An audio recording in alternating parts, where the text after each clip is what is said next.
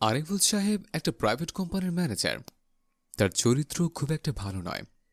অফিসের যত মেয়ে কর্মচারী আছে তাদের সবার দিকে বাজে নজর তার। কোনো মেয়ে কর্মচারী যদি সামান্য কাজের জন্য তার চেম্বারে যায়, তিনি ইনিয়ে বিনিয়ে হয়তো কথা বলে অনেকক্ষণ পর মেয়েদের চেম্বার থেকে বেরোতে দেন, আর সে সময় কুনজর দিয়ে নিজের চোখের খায়েশ মেটান।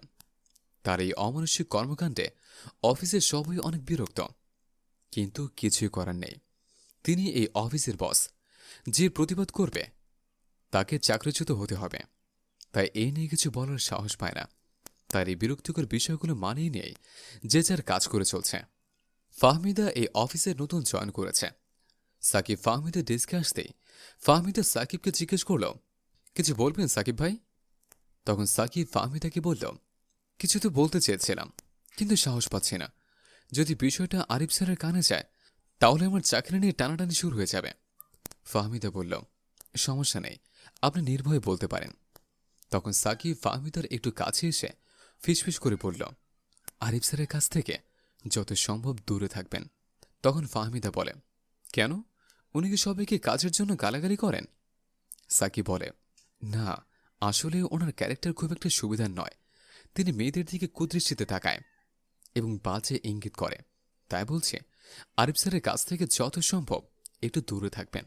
সাকিবের কথা শুনে ফাহমিদার কাছে একটু অন্যরকম লাগে।